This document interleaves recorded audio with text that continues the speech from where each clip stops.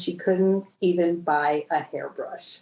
So we took her on and we did her billing and we caught up all that back billing. A few months later, I went back and I said, I don't see your minivan outside. She had this broken down little minivan that she was driving around. And she looked at me and she said, girl, I just bought a brand new crossover SUV.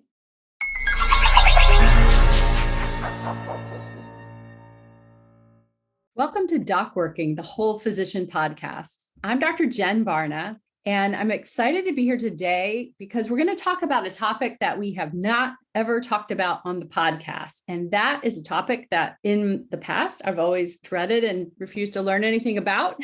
But I think as a physician, it is important for us to at least know our options about medical billing.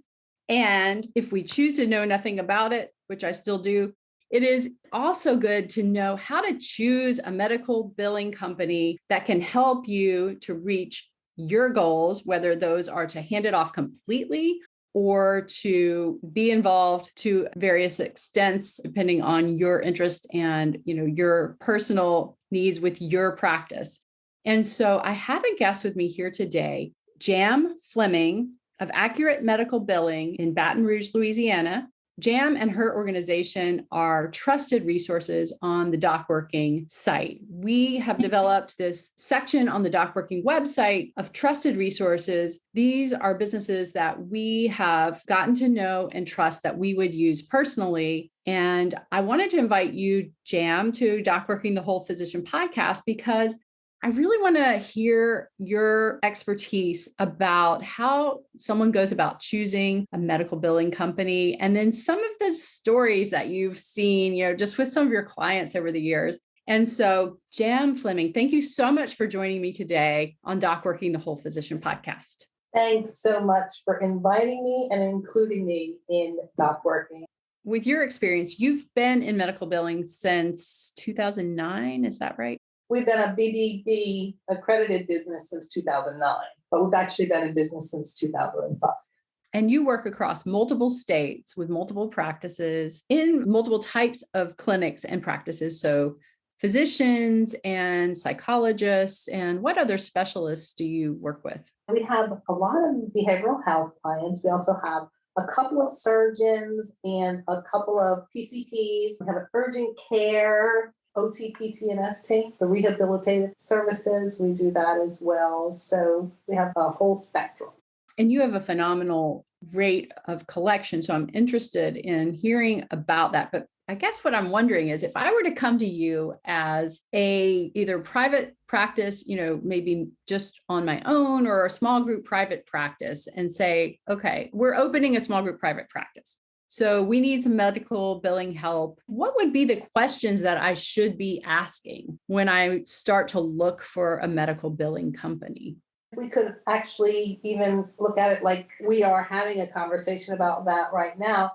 The first thing that I would ask you is, where are you in your credentialing process? Because when you're starting up, you have to get on board with all of the insurance companies to be in network.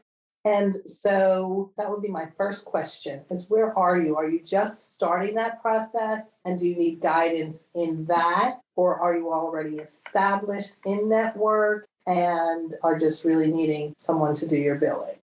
Oh, so that's a great question, because I didn't even realize that you provide help with credentialing for insurance providers. We do.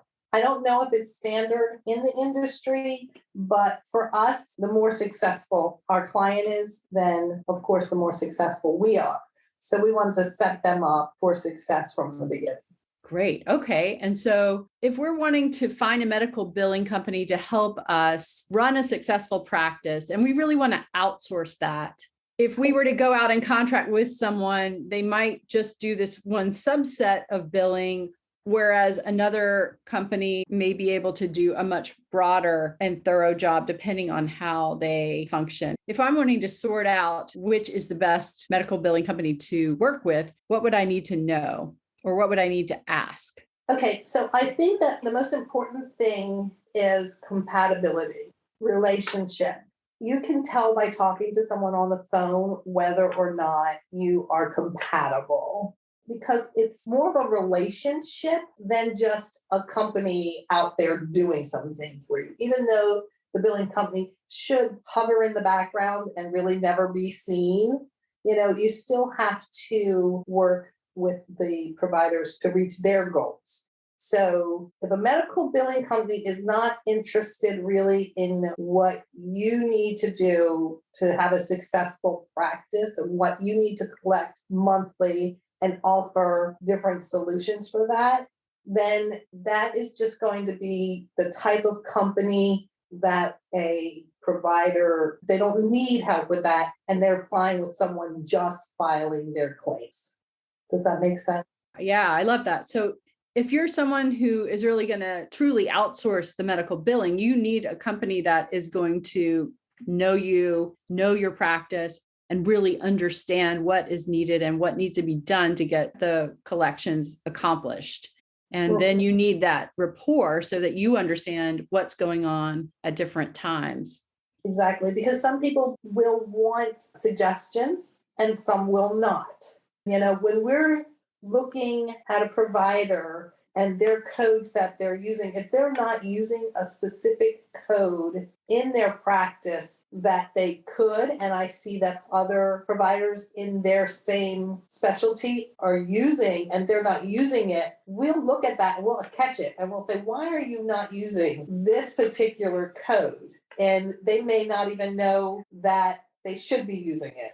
That is a great point. And that would be exactly the kind of thing that I would think would bring huge value from the physician's standpoint, especially if it is someone who is not learned about medical coding, which I think a lot of us don't have the time or desire to take that on. But we also want to be confident, of course, that is being done correctly. How would we judge, other than experience and time and other clients who have been with someone for a long time, which to me is an indicator that someone is doing a good job? So that's one thing. Is there any kind of licensing or something like that that we should be looking for specifically to know that someone is adequately trained? In Louisiana, there's not a license required. There are a lot of courses out there, a lot of training colleges that teach the medical billing modules, but you don't have to have a license. They give you a certificate that you passed the course. So I think the best way would be to check references and to find out what types of providers the billing company currently bills for. Perfect. I completely agree. That makes great sense. So working with the providers that you've worked with over the years, I would love to hear some stories of just, what have people brought to you? What has surprised you about working with different providers? Do any stories come to mind for you? Well, I tell you, providers usually come to us in a frenzy. They know that their billing is not working, but they're afraid to make the change. So rather than accepting that and interviewing medical billing companies, they just stick with what they have and hope for the best until their cash flow is so behind that now they're in a panic. I'll tell you, probably 80% of the people who come to us are about to close their doors because they have waited way past the period that they should have to start looking for a solution to their medical billing. Wow. I love that you said that, because what we do at DocWorking, of course, as you know, is help physicians to prevent burnout ideally and or deal with burnout. And of course, that is a situation that contributes in a huge way to physician burnout. And so if you can help people turn their practice around, that must be really rewarding. It is. And it happens pretty quickly because once we have the information, it really only takes about 14 to 21 days to get money in the bank. So you should be able to hand over your information to your medical biller for the past year because you have a year to file a claim with almost all of the insurance companies. So what we like to do is get that information and then we just all dive in and bill that entire year within the first week of receiving the information.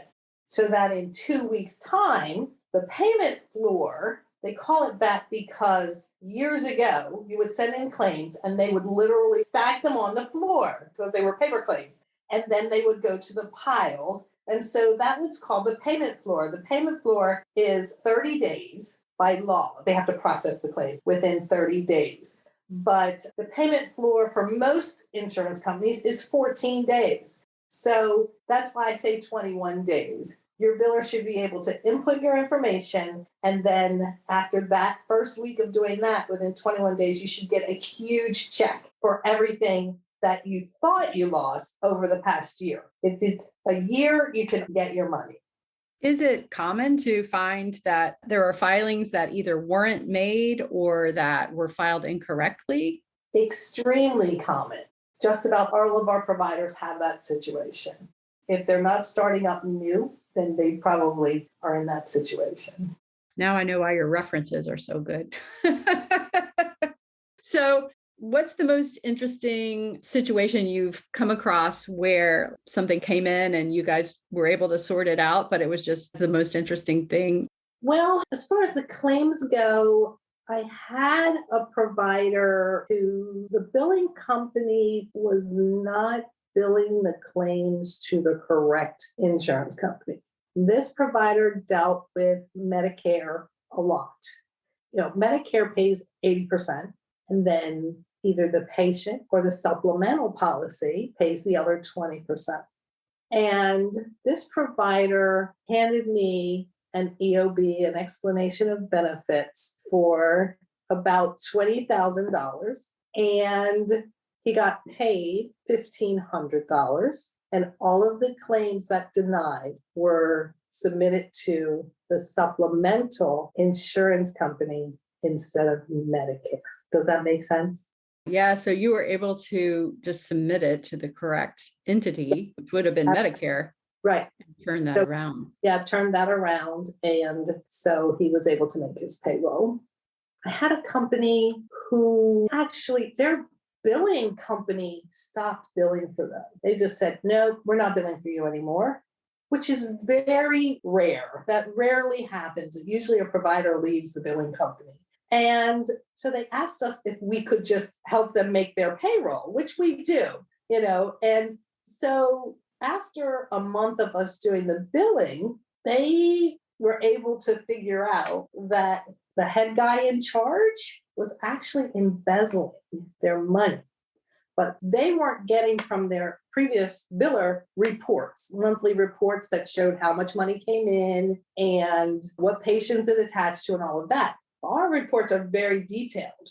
So when we gave them the report showing how much money we collected and they saw how much money actually went into the bank, they started making inquiries and they were able to find that out and save their business in that way, because now they're getting all of their money without someone siphoning it off the top. Wow, that is an interesting story. Fantastic. Yeah, of course, staying on top of it with the monthly reports is critical. If your billing company is not providing you with reports, then you should be skeptical. Absolutely. Yeah, that makes sense. One thing that I always ask my providers is, what do you want? And I had a provider that shocked me, because when I asked her that, she said, I want to be able to buy a hairbrush. She had a successful practice. She had people coming in and out of the door. She had employees. She had everything. But when it came time for her to get her paycheck, she wasn't getting a paycheck. And she couldn't even buy a hairbrush.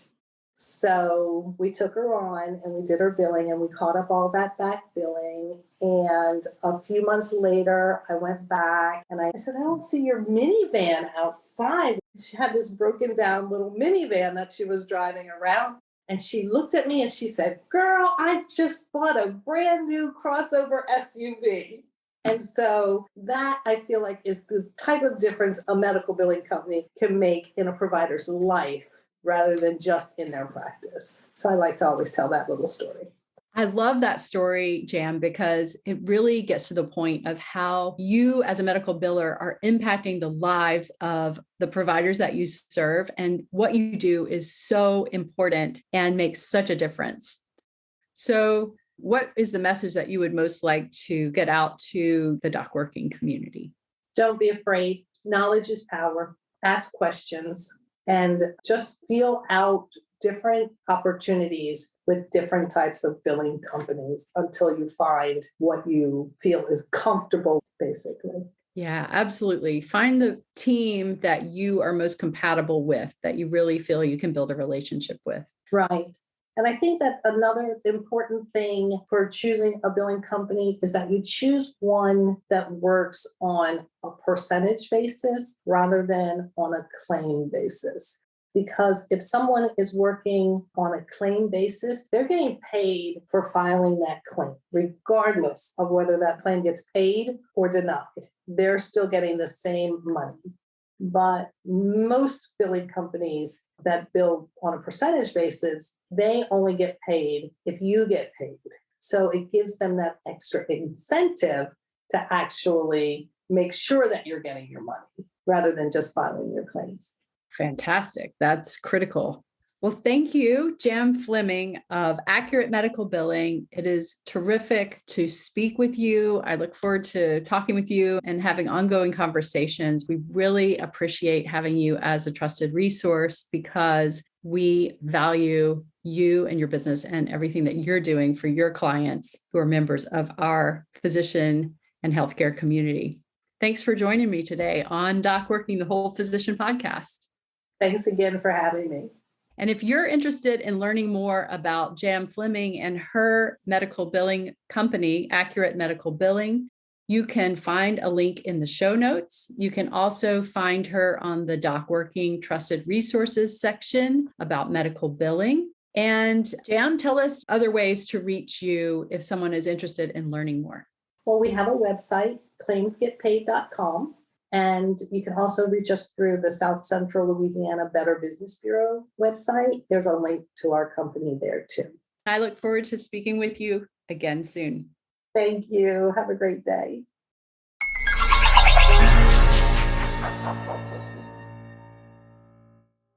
I'm Amanda Taryn, producer of DocWorking, the Whole Physician Podcast. Thank you so much for listening. Please don't forget to like and subscribe and head over to docworking.com to see all we have to offer.